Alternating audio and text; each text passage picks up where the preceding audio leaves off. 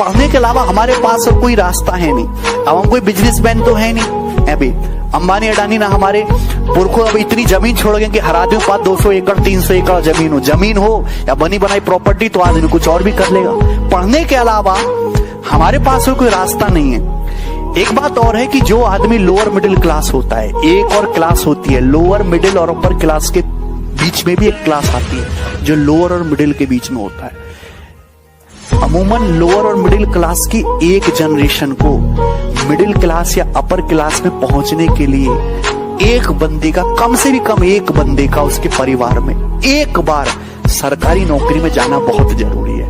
कि जब वो आदमी सरकारी नौकरी में जाता है ना, तो और भी बहुत सारे रास्ते खुलते हैं परिवार के लिए भी और उनके परिवार में जो छोटे बच्चे होते हैं उनके लिए।